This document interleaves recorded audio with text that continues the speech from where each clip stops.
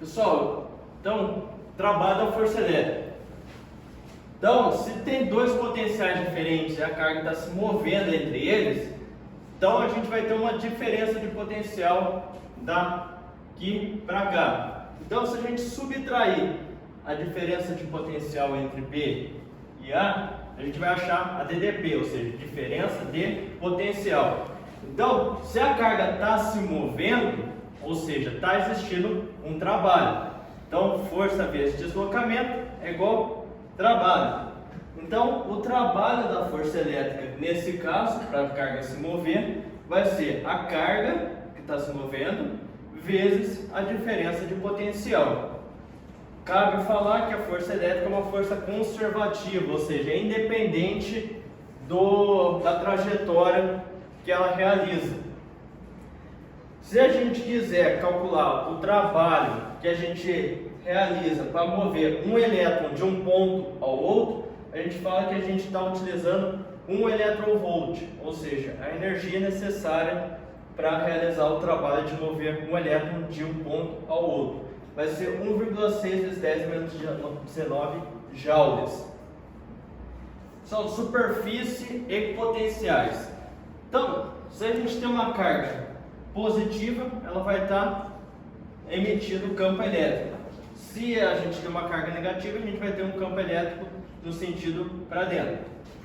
Então, se a gente desenhar superfícies que gerem ângulos de 90 graus com as linhas de campo, a gente vai ter pontos equipotenciais. Então, se a gente desenhar um círculo, em cada ponto que a linha do campo elétrico cruza esse círculo, fazer um ângulo de 90 graus, em volta de todo esse círculo aqui a gente vai ter o mesmo potencial. E aqui também. Como o potencial depende da distância, o potencial mais próximo é maior do que o potencial mais distante.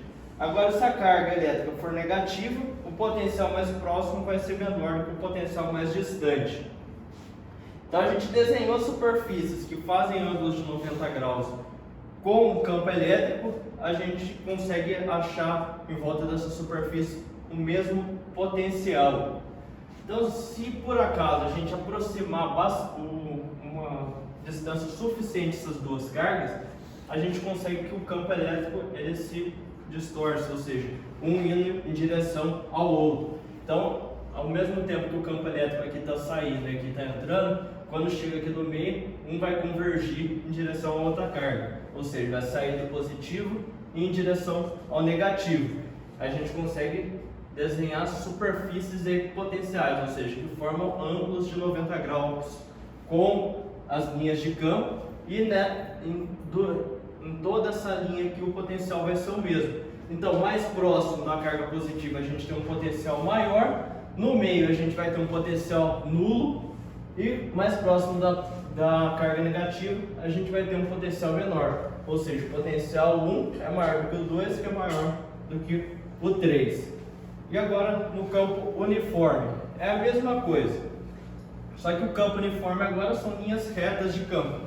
Se a gente traçar linhas perpendiculares a esse campo, ao longo de toda essa linha o potencial é o mesmo. E se a gente quiser calcular a diferença de potencial entre dois pontos, a gente pega o campo, multiplica pela distância entre eles, a gente vai ter a diferença de potencial dos dois pontos. E agora, até agora a gente estava tratando de cargas pontiformes. Só que se a gente tiver uma carga que é um corpo extenso, ou seja, que tem dimensões que não podem ser desprezíveis, então a gente vai ter um comportamento diferente. Por exemplo, essa carga que é aqui, ela tem um raio R e ela está carregada positivamente. Se a gente tiver um Rzinho maior do que Rzão, ou seja, se a gente estiver dentro da carga, a gente vai ter um campo elétrico nulo. Então, dentro da carga, o campo elétrico é nulo. E o potencial vai ser Q sobre R. Então, dentro da carga, campo nulo, potencial constante vezes a carga dividido pelo raio. Raiozão, não é o raiozinho. Se o raiozinho Rzinho for igual a Rzão, ou seja, se a gente estiver na superfície da carga, o campo elétrico vai ser KQ sobre 2R ao quadrado. E o potencial vai ser o mesmo do potencial dentro da carga, K aqui sobre Rzão.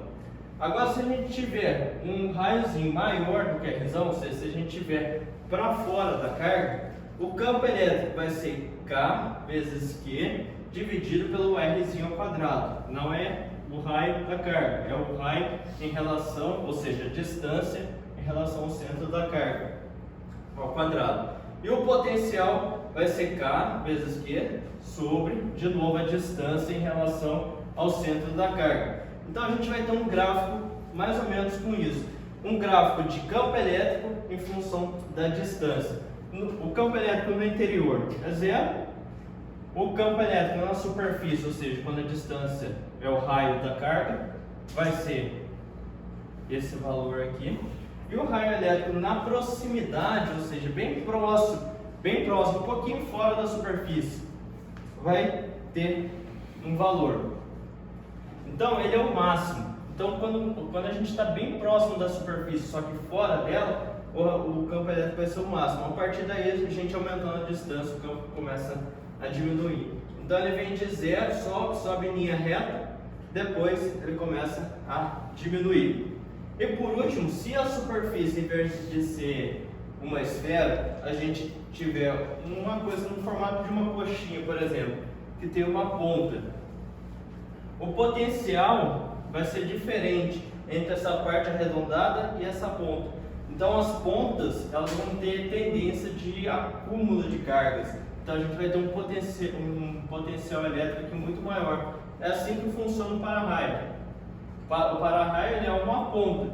Então quando começa a formar tempestade lá, as nuvens começam a ficar carregadas por ficarem atritando uma na outra.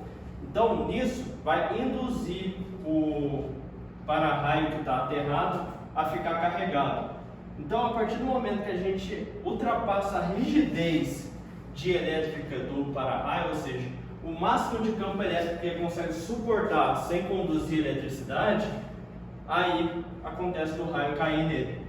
Então ele vai ser induzido a ficar carregado, a carga vai começar a aumentar, vai gerar um campo elétrico entre o para-raio e as nuvens. Então a partir do momento que a gente chega no máximo da rigidez do material, vai acontecer de ter a descarga elétrica. Pessoal, tudo bem?